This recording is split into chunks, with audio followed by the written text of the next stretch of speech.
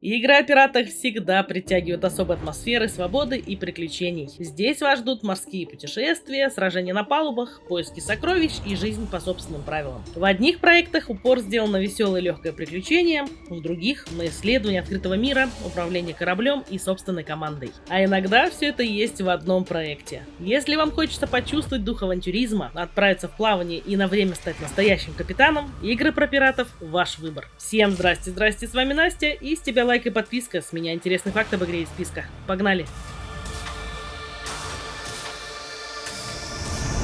Lego Pirates of the Caribbean The Video Game. Это приключенческая экшен-игра, в которой события киносаги «Пираты Карибского моря» представлены в характерном юмористическом стиле серии Lego. Проект охватывает сюжет 4 фильмов и предлагает пройти знакомые сцены в интерактивном формате. Игрокам предстоит исследовать разнообразные локации, от портовых городов и пиратских бухт до проклятых кораблей и экзотических островов. В процессе прохождения вы управляете множеством персонажей, включая Джека Воробья, Гектора Барбоссу, Дэви Джонса и других героев, каждый из которых обладает уникальными способностями, необходимыми для решения головоломок и продвижения по уровням. Геймплей сочетает в себе сражения, платформинг, исследования и логические задачи. Уровни построены таким образом, чтобы поощрять повторное прохождение с использованием новых персонажей, открывающих доступ к ранее недоступным областям и секретам. Отдельное внимание уделено локальному кооперативному режиму, позволяющему проходить игру вдвоем на одном экране. Это делает проект особенно подходящим для совместной игры с семьей или друзьями. И интересный факт: это одна из немногих игр серии Lego, полностью посвященная одной кинофраншизе на момент релиза. Игроки сразу заметили, что многие миссии не просто пересказывают сцену фильма, они расширяют ее, добавляют интерактивные моменты, которые не были в оригинале. Также нашли секретных персонажей, не связанных напрямую с сюжетом фильмов, включая редкие варианты пиратов и скелетов, которые открываются только после 100% прохождения игры. Salt 2 Shores of Gold. Это приключенческая ролевая игра с открытым миром, посвященная морским путешествиям, исследованию островов и выживанию. Проект делает акцент на одиночное и кооперативное PvE прохождение, позволяя играть как в одиночку, так и в компании до 6 человек. Вы оказываетесь на необитаемом острове, после чего постепенно создаете собственный корабль, который становится мобильной базой. Вы свободно выбираете направление, исследуете процедурно сгенерированный мир и находите новые острова, порты, подземелья и скрытые локации. Исследование сочетается с развитием персонажа. По мере прохождения повышается уровень, открываются навыки и таланты, дающие возможность создавать оружие, броню и инструменты, а также добывать редкое снаряжение с уникальными характеристиками. Система лута и прогресса построена по принципам классических RPG, поощряя повторное исследование и охоту за более мощным сетом. Корабль же можно украшать, улучшать и обустраивать. Все элементы декора и предметы размещаются по вашему желанию, что позволяет облагородить судно под собственный стиль игры. И интересный факт: проект разрабатывается небольшой студией из 2 человек и ориентирован на создание атмосферы свободного морского приключения, без давления со стороны других игроков. Разработчики писали в дев-блогах, что первая Salt показала то, что игроки меньше интересуются менеджментом голода и больше ощущением путешествия, открытий и морских странствий. Сообщество игры быстро начало составлять карты редких островов, тайников и необычных NPC, которых легко пропустить при первом прохождении. One Piece Odyssey. Это классическая японская ролевая игра, созданная по мотивам знаменитой манги и аниме One Piece. Проект предлагает самостоятельное сюжетное приключение, независимое от событий оригинального произведения, но сохраняющее его стиль, юмор и персонажей. По сюжету Манки де Луфи и команда Соломенной Шляпы терпят кораблекрушение и оказываются на загадочном тропическом острове, окруженном постоянными бурями. Разделенные и лишенные части своих сил, герои должны вновь собраться вместе, восстановить утраченные способности и найти способ покинуть остров. Игровой процесс построен вокруг пошаговых сражений, исследований локаций и выполнения сюжетных и побочных заданий. Каждый член команды обладает уникальными навыками и боевыми ролями, что поощряет тактический подход к боям и грамотное формирование группы. Игра активно использует командные приемы, диалоги и юмористические сцены, передающие характеры героев и атмосферу оригинального произведения. Помимо новых локаций, игрокам предстоит посетить переработанные версии знакомых мест из мира One Piece, представленные в формате воспоминаний.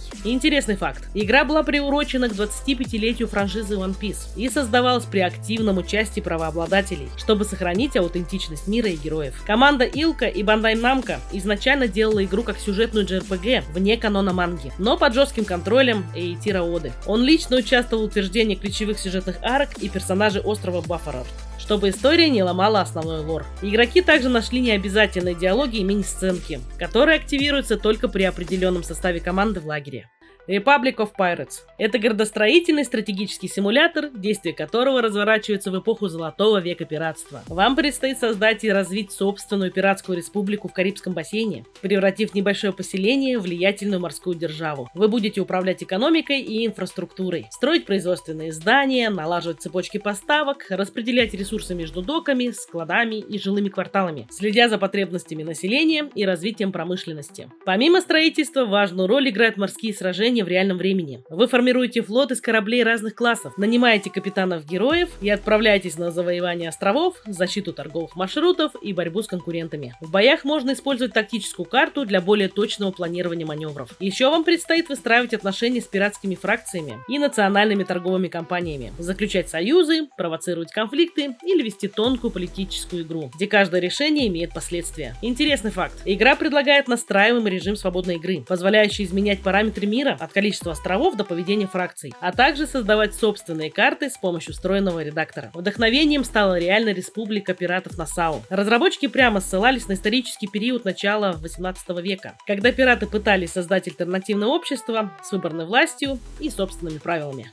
Assassin's Creed 4 Black Flag. Игра переносит вас в 1715 год, эпоху Золотого века пиратства, когда Карибское море стало ареной свободы, жестокости и беззакония. В центре истории находится Эдвард Кенуэй, молодой и дерзкий капитан, чья жажда славы и богатства втягивает его в древний конфликт между ассасинами и тамплиерами. Проект сочетает классический экшен от третьего лица с масштабным открытым миром. Вы свободно исследуете десятки островов, портовых городов, джунглей и затерянных руин, выполняя сюжетные и побочные задания, охотясь за сокровищами и вступая в схватки как на суше, так и на море. Ключевой особенностью Black Flag стали морские путешествия и сражения. Управляя кораблем Галка, вы участвуете в абордажах, охотитесь за вражескими судами, улучшаете вооружение и экипаж, превращая корабль в грозную легенду морей. Боевая система сочетает скрытое убийство ассасина с агрессивным пиратским стилем. Эдвард использует скрытый клинок, парные сабли и сразу несколько пистолетов, что делает сражения динамичными и зрелищными. История дополняется встречами с легендарными пиратами, включая Черную Бороду,